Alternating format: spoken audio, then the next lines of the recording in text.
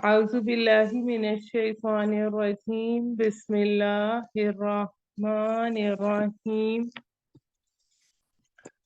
آیت نمبر 144 سورہ آل عمران۔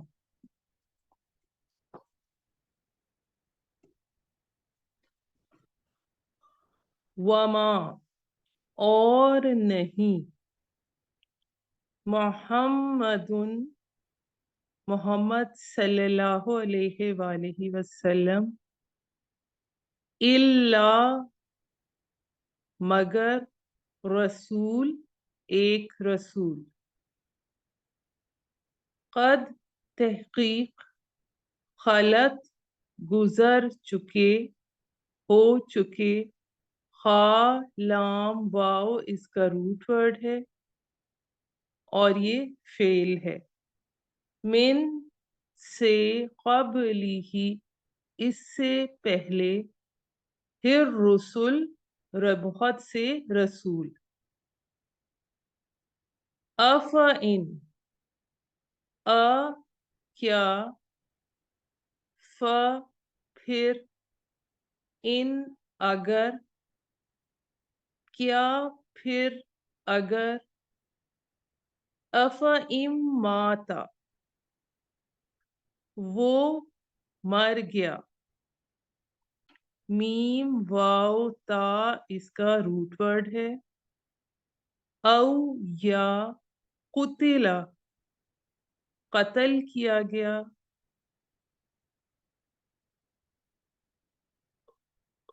انقلبتم تو تم پھر جاؤ گے قاف لام با اس کا روٹ ورڈ ہے علا پر اعقابکم اپنی ایڑیوں کے بل الٹے پاؤں عین قاف با اس کا روٹ ورڈ ہے ومن اور جو کوئی یا قالب پھر جائے گا علا پر عقبی ہی اپنی ایڑیوں کے فلن پس ہرگز نہیں یضر وہ بگاڑ سکے گا ضاد را اس کا روٹ ورڈ ہے یا نقصان پہنچا سکے گا یضر اللہ اللہ کو شیئا کچھ بھی اور سیجزی سین زبر سا ان قریب یجزی وہ جزا دے گا جیم زا یا اس کا روٹ ورڈ ہے یجزی اللہ اللہ شاکرین شکر گزاروں کو وما اور نہیں کانا ہے لنفس کسی نفس کے لیے ان کے تموتا مر جائے میم واو تا اس کا روٹ ورڈ ہے الا مگر بِإِذْنِ ساتھ اذن کے بِإِذْنِ اللہ اللہ کے کتاباً لکھا ہوا ہے مؤجلا ایک وقت مقرر اجل سے الف جیم لام مؤجلا کا روٹ ورڈ ہے ومن اور جو کوئی یرد چاہے گا جو کوئی چاہتا ہے را واو دال اس کا روٹ ورڈ ہے ثوابا بدلہ ثواب الدنیا دنیا کا نؤتی ہی ہم دیتے ہیں اسے، ہم دیں گے اسے، الف تا یا اس کا روٹ ورڈ ہے، منہا اس سے، وَمَن يُرِدْ اور جو کوئی چاہے گا، ثواب بدلہ، ثواب الآخرتی آخرت کا، نؤتی ہی ہم دیں گے اسے، وہی الف تا یا اس کا روٹ ورڈ ہے، منہا اس سے، وَسَنَجْزِي اور عنقریب ہم جزا دیں گے، شاکرین شکر کرنے والوں کو، احسان ماننے والوں کو، وَكَأَيٍّ اور کتنے ہی، من نبی نبیوں میں سے، قاتل جنگ کی، معہو اس کے ساتھ، ربیون رب والوں نے، کثیر بہت سے، فما پس نہیں، وہنو وہ کمزور پڑے، واو ہا نون اس کا روٹ ورڈ ہے، لما ساتھ اس کے جو، اصابہم صاد واو با اس کا روٹ ورڈ ہے، تکلیف پہنچی ان کو، فی میں، سبیل اللہ اللہ کے راستے میں، وما اور نہ، ضعفو وہ سست ہوئے، ضاد عین فا اس کا روٹ ورڈ ہے، وما اور نہ، ومستکانو وہ دب گئے، کاف یا نون اس کا روٹ ورڈ، واللہ اور اللہ، یحب محبت کرتا ہے، ہا با با اس کا روٹ ورڈ ہے، صابرین صبر کرنے والوں سے، وما اور نہیں، کانا ہے، قولہم ان کا قول، الا مگر، ان کے، قالو انہوں نے کہا، ربنا ہے اے ہمارے رب، اب یہ دعا بھی آ رہی ہے، ربنا اغفر لنا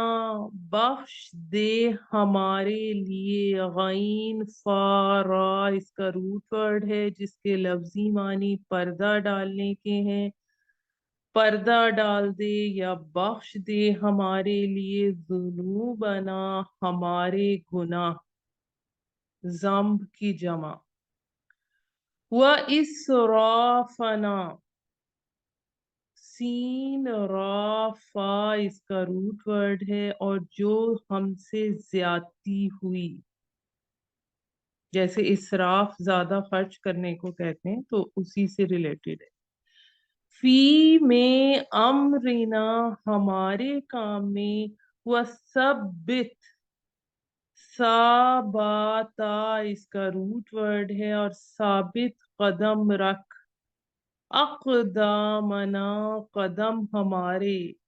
وانصرنا نون صاد را اس کا روٹ ورڈ ہے، اور مدد کر ہماری،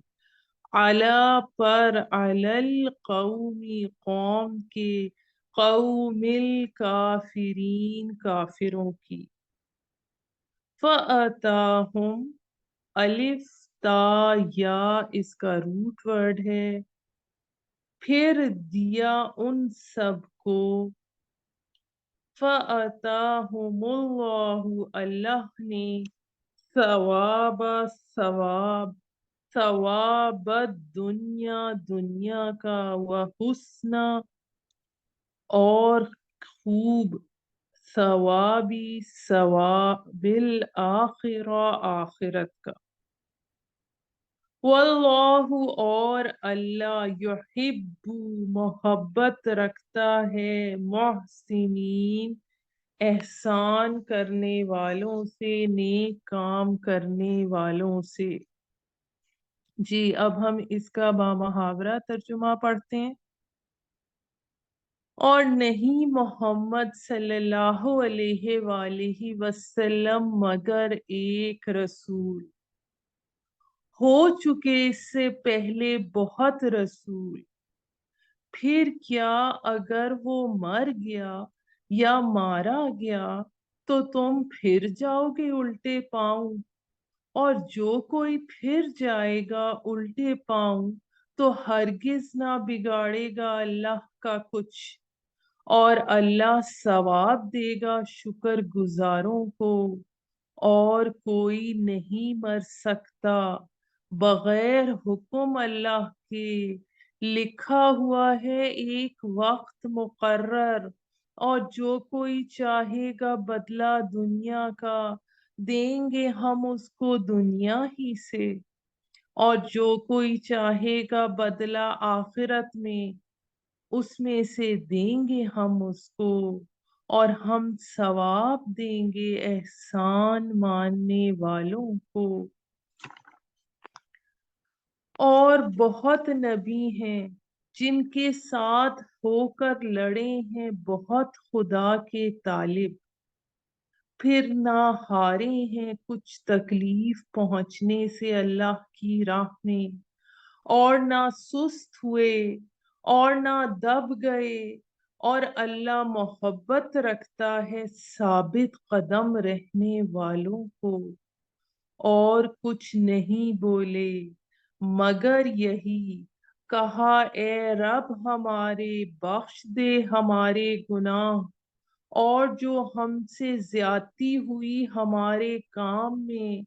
और साबित रख कदम हमारे। और मदद दे हमको कौम काफिर पर।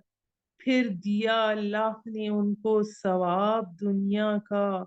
और खूब सवाब आखिरत का। और अल्लाह मोहब्बत रखता है नेक काम करने वालों से।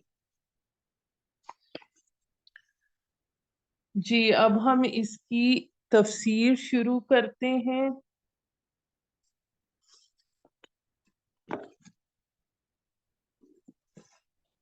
अब इसकी जो पहली आयत है इस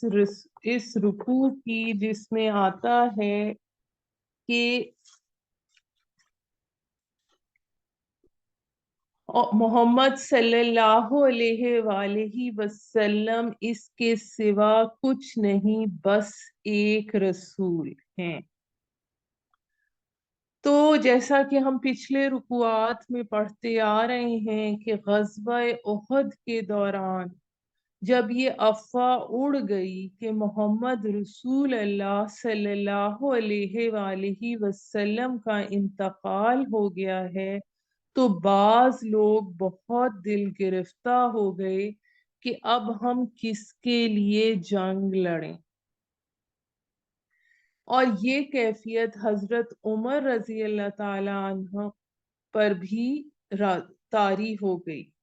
आपने रसूल सल्लल्लाहु अलैहि वसल्लम की वफात की खबर सुनकर तलवार फेंक दी और दिल बर्दाश्ता होकर बैठ गए कि अब हमने जंग करके क्या लेना है। तो इन आयात में इस तर्ज अमल पर गिरफ्त हो रही है कि तुम्हारा ये रवैया गलत था। मोहम्मद सल्लल्लाहु अलैहि वसल्लम इसके सिवा कुछ नहीं है कि वो अल्लाह के रसूल हैं, वो माबूद तो नहीं है। तुम उनके लिए जंग नहीं कर रहे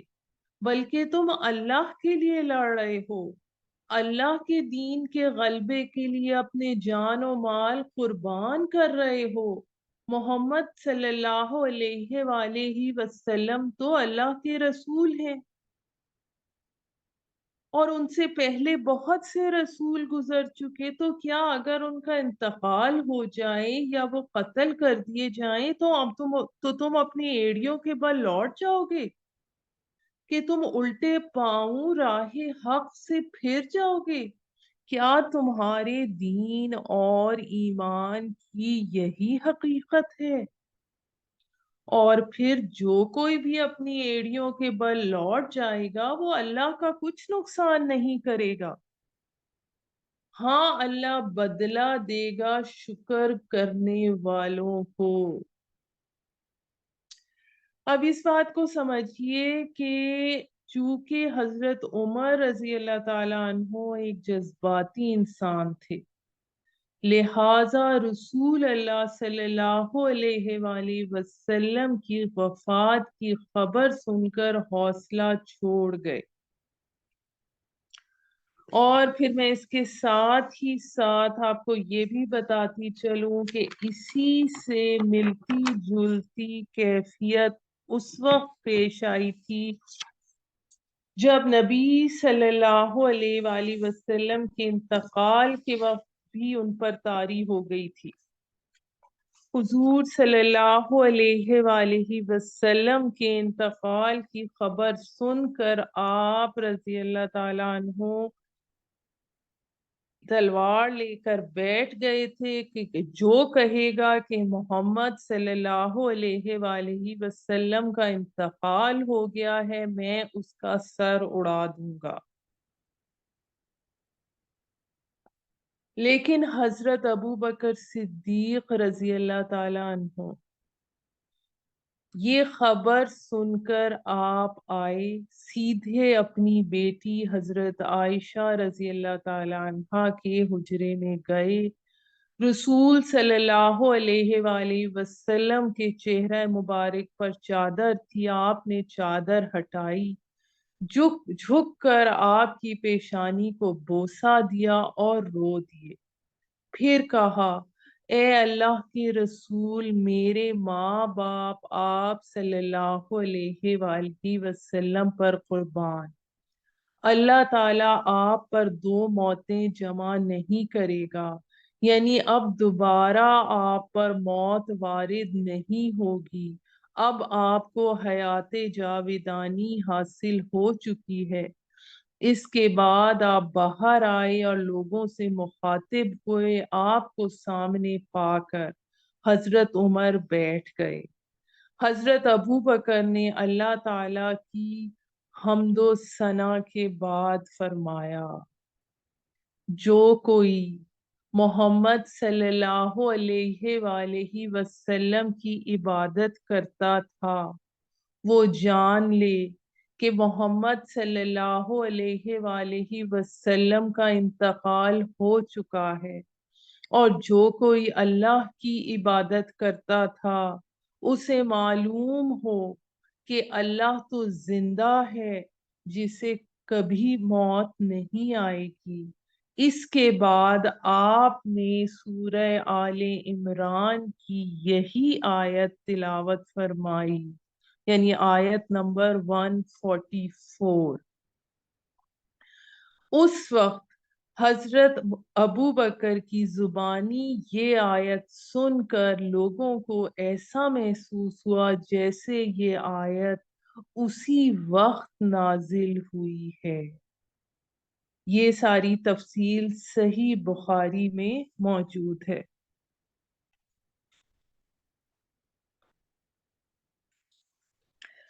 اب اس میں جو ساری اس کے حوالے سے سمجھنے کی بات ہے، جو غور اور کرنے کی بات ہے کہ اسلام میں جہاں اصول اسلام میں اس بات کی بڑی اہمیت ہے کہ رسول صلی اللہ علیہ وآلہ وسلم کی عظمت اور محبت کو جزو ایمان قرار دیا گیا ہے، اس میں ادنا سی کمزوری کو کفر کے مترادف بیان کیا گیا ہے، وہیں پر یہ بات بھی اتنی ہی اہم تھی کہ کہیں مسلمان اس مرض کا شکار نہ ہو جائیں جس میں نصارہ اور عیسائی مبتلا ہو گئے تھے، کہ حضرت عیسیٰ علیہ السلام کی عظمت اور محبت کو پرستش اور عبادت کی حد تک پہنچا دیا اور ان کو اللہ تعالی کے ساتھ شریک خدائی ٹھہرا لیا، جیسا کہ آج ہماری بھی بہت سی نعتوں میں اس طرح کے الفاظ استعمال ہوتے ہیں۔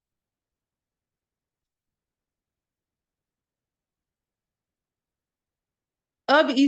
اس وقت جو غزوہ احد میں عارضی شکست کے وقت جو صورت حال تھی اس کو بھی ہم تھوڑا سا ڈسکس کرتے ہیں کہ وہ صحابہ کرام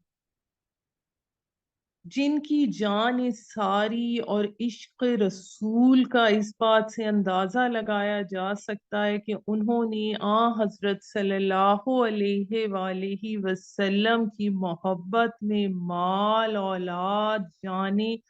سب کچھ گوا دینے کو دنیا کی سب سے بڑی سعادت سمجھی تھی،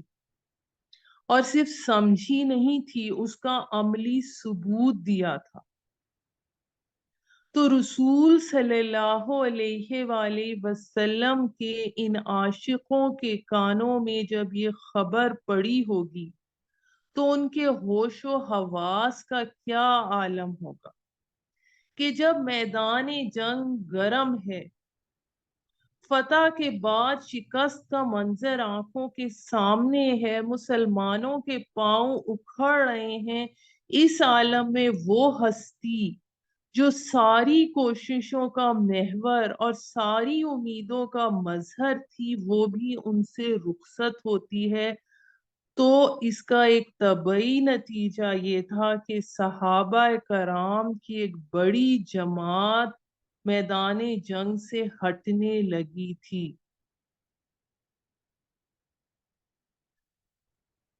اب ان صحابہ کرام کے اسلام سے پھر جانے کا کوئی شبہ یا وسوسہ نہیں تھا، لیکن اللہ تعالی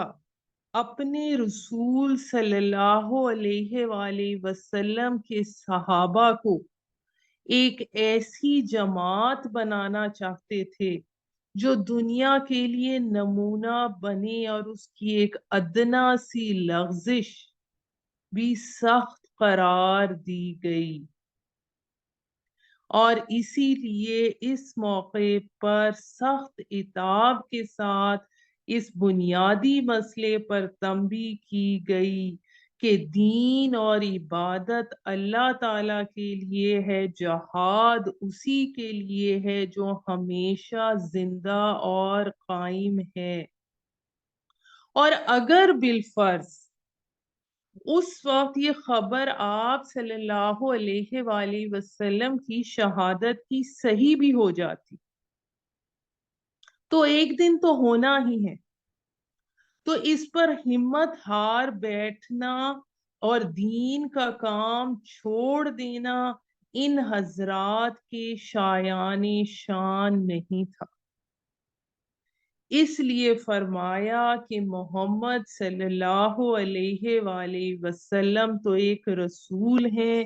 ان سے پہلے بہت سے رسول گزر چکے ہیں۔ اب یہ خبر مشہور ہونے سے اور یہ سارا واقعہ پیش آنے سے یہ ہوا کہ آپ صلی اللہ علیہ وآلہ وسلم کی وفات کے بعد جو حالات پیش آ سکتے تھے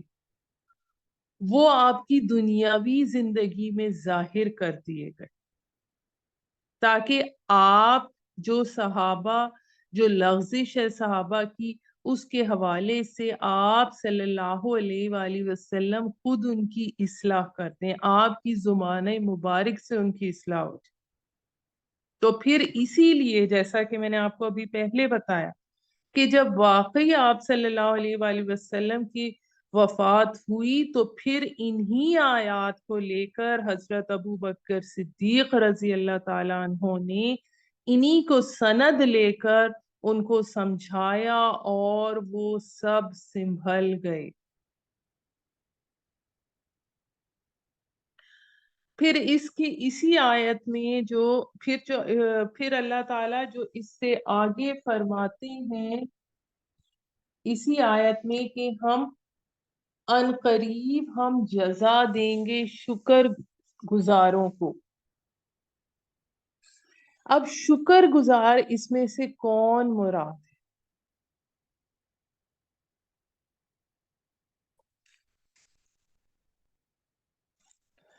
اب اس میں یہ چیز اس حوالے سے سمجھنی ضروری ہے کہ دو طرح کے لوگ جو اس سے آیت نمبر 145 میں آ رہا ہے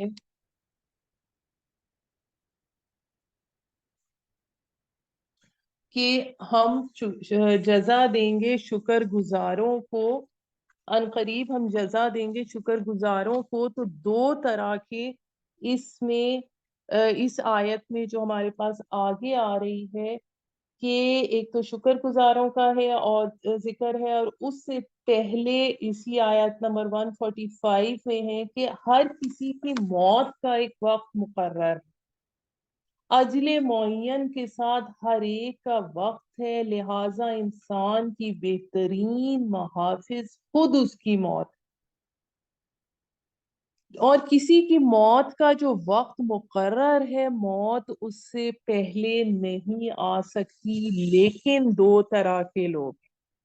ایک وہ آدمی ہے جو کہ اپنی زندگی میں جو دوڑ دھوپ کر رہا ہے وہ دنیاوی نتائج پر نگاہ رکھ رہا ہے، اور ایک وہ ہے جو آخروی نتائج پر نظر رکھ رہا ہے۔ شکر گزار لوگ وہ ہیں جو اللہ کی اس نعمت کو سمجھیں گے کہ اس نے دین کی صحیح تعلیم دے کر انہیں دنیا اور اس کی محدود زندگی سے بہت زیادہ وسیع عالم کی خبر دی، انہیں اس حقیقت سے آگاہی بخشی کہ انسان کی کوشش سعی عمل کے نتائج صرف اس دنیا کی چند سالہ زندگی تک محدود نہیں بلکہ زندگی کے بعد ایک دوسرے عالم تک اس کا سلسلہ دراز ہوتا ہے۔ اب اس میں جو شخص اپنی کوششوں اور محنتوں کو اس دنیاوی زندگی کے ابتدائی مرحلے میں برابر ہوتے نہ دیکھے یا اس کا برعکس نتیجہ دیکھے، اس کے باوجود وہ اللہ کے بھروسے پر کام کرتا چلا جائے جس کے متعلق اللہ نے اسے یقین دلایا ہے کہ بہرحال آخرت میں اس کا نتیجہ اچھا نکلے گا، تو وہ شکر گزار بن۔ پھر سے میں بات ایکسپلین کر رہی ہوں کہ اللہ نے بتایا کہ کیا صحیح ہے کیا غلط، نتیجہ آخرت میں ملنا ہے جو آخرت کی خواہش رکھتا ہو، پھر لیکن وہ انسان نتیجہ دنیا میں نہ بھی ملے تو بھی اپنی کوششیں جاری رکھے اللہ کے حکم کے مطابق، تو وہ شکر گزار بندہ ہے۔ پھر اس کے برعکس وہ لوگ ہیں جو دنیا پرستی میں مبتلا ہیں، جن کا یہ حال ہو کہ دنیا میں جن غلط کوششوں کے بظاہر اچھے نتائج نکلتے نظر آئیں ان کی طرف وہ آخرت کے برے نتائج کی پرواہ کیے بغیر جھک پڑیں۔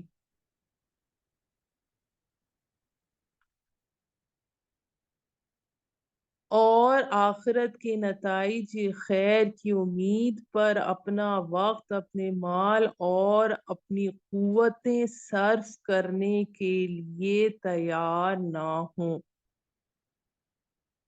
وہ ناشکرے ہیں اور اس علم کے ناقدر شناس ہیں جو اللہ نے انہیں بخشا ہے۔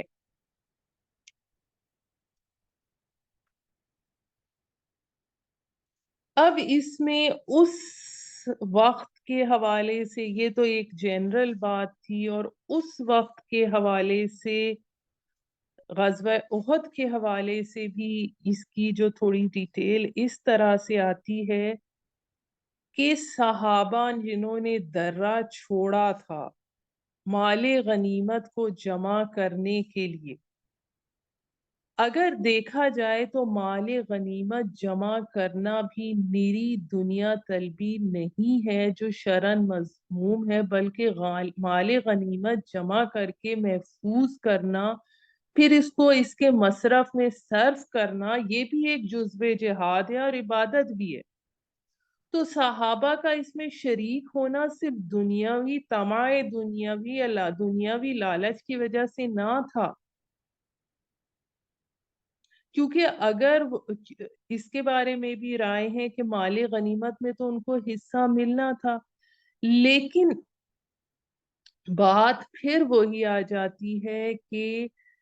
بڑوں کی تھوڑی سی لغزش بھی بڑی سمجھی جاتی ہے، ان کے معمولی جرم کو بھی بڑا سخت جرم قرار دے کر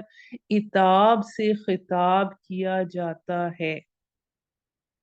کہ مال غنیمت جمع کرنے میں کچھ نہ کچھ دنیاوی منفعت کا تعلق ضرور تھا۔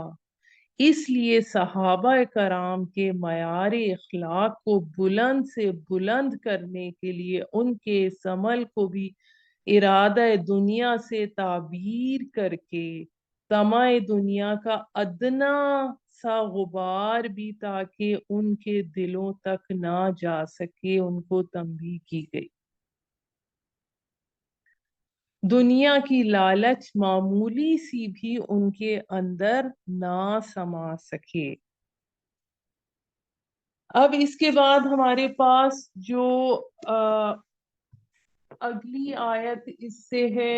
آیت نمبر 146۔ کتنے ہی نبی ایسے ہیں کہ جن کے ساتھ ہو کر بہت سے اللہ والوں نے جنگ کی، کہ اے مسلمانوں یہ جو واقعہ پیش آیا ہے یہ کوئی پہلا واقعہ تو نہیں، اللہ کے بہت سے نبی ایسے گزرے ہیں جن کی معیت میں بہت سے اللہ والوں نے، اللہ کے ماننے اور چاہنے والوں نے، اللہ کے دیوانوں اور متوالوں نے، اللہ کے غلاموں اور عاشقوں نے، اللہ کے دشمنوں سے جنگیں کی ہیں۔ تو جو اللہ کی راہ میں ان پر تکلیفیں آئیں پھر بھی انہوں نے ہمت نہیں ہاری، نہ انہوں نے کمزوری دکھائی، نہ باطل کے آگے سر نگوں ہوئے،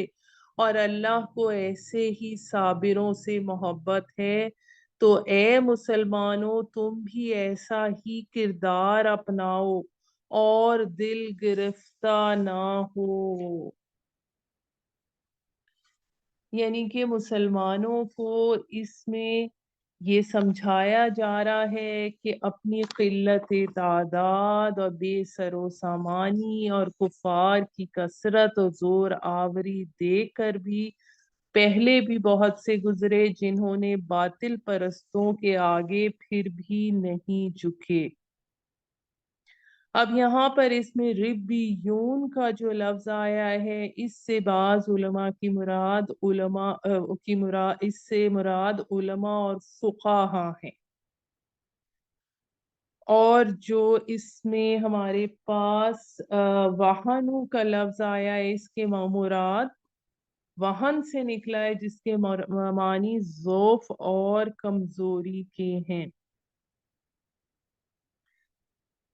اس کے بعد جو ہمارے پاس اگلی آیت ہے اس میں دعا آ رہی ہے، اور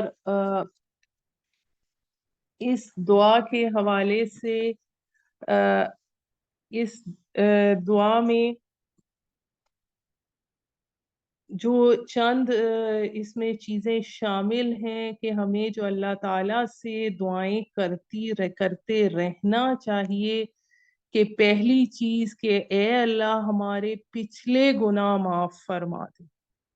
دوسرے کہ حالیہ عمل جہاد میں ہم سے جو کوتاہی ہے اس کو معاف فرما دے، تیسرے ہمیں ثابت قدم رکھ، چوتھے ہمیں دشمنوں پر غالب کر دے۔ پھر ہمیں اس میں جو چیزیں پتہ لگتی ہیں وہ یہ پتہ لگتی ہیں کہ جو صحیح مومن ہوتا ہے، حقیقت شناس مومن ہوتا ہے، اس کا کام یہ ہے کہ وہ کتنا ہی بڑا نیک کام اور کتنی ہی جد و جہد اللہ کی راہ میں کر رہا ہو، اس کو یہ حق نہیں کہ اپنے عمل پر ناز اور فخر کرے، کیونکہ در حقیقت اس کا عمل بھی اللہ تعالی ہی کے فضل و کرم کا نتیجہ ہے۔ اس کے بغیر کوئی نیک عمل ہو ہی نہیں سکتا۔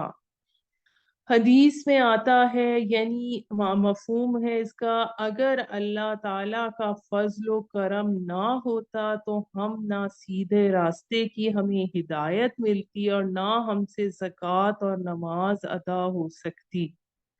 کیونکہ کوئی بھی شخص ہے وہ جو نیک عمل کرتا ہے وہ کتنا ہی درست کر لے، لیکن اللہ تعالی کی شان جلالی کے مطابق کر لینا اس کے بس میں نہیں، اس کے ادائے حق کو ادا کرنا اس کے لیے ناممکن ہے۔ اس لیے ہر عمل میں استغفار کی ضرورت ہے۔ پھر وہ جو کوئی نیک عمل کر رہا ہے، کسی کو یہ اطمینان نہیں ہو سکتا کہ آگے بھی اس کو اس نیک عمل کی توفیق ہوگی، تو اس لیے موجودہ عمل میں کوتاہی پر ندامت اور آئندہ کے لیے قائم رہنے کی دعا مومن کو کرتے رہنا چاہیے۔ پھر اس چیز کو سمجھنا چاہیے کہ دنیا میں انسان کو جو رنج، غم یا کوئی تکلیف یا دشمن کے مقابلے میں شکست پیش آتی ہے، وہ اکثر اس کے سابقہ گناہوں کا اثر ہوتا ہے، جس کا علاج استغفار اور توبہ ہے۔ اب ہمارے پاس یہ جو اس میں دعا ہے کہ اے رب ہمارے ہمیں بخش دے ہمارے گناہ، اگر ہم سے کسی معاملے میں حد سے تجاوز ہو گیا تو اسے معاف کر دے، ہمارے قدموں کو جما دے اور ہماری مدد فرما۔ کافروں کے مقابلے میں حضرت طالوت کے ساتھیوں کی بھی یہی دعا تھی، اور سورہ بقرہ کے اختتام پر بھی فَانصُرْنَا عَلَى الْقَوْمِ الْكَافِرِينَ آتا ہے، تو ہمیں کثرت سے یہ دعا مانگنی چاہیے آج کل کے حالات کے مطابق بھی۔ تو پھر اللہ تعالیٰ ان لوگوں کو دنیا کا ثواب بھی عطا فرمائیں گے اور آخرت کا بھی اس میں ایک بہت عمدہ حصہ دیں گے۔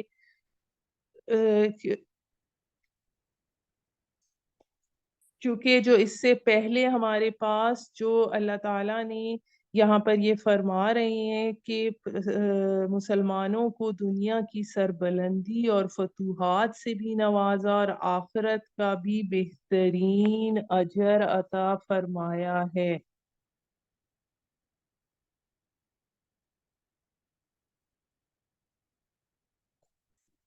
سبحان ربک رب العزت عما یصفون والسلام علی المرسلین والحمد للہ رب العالمین۔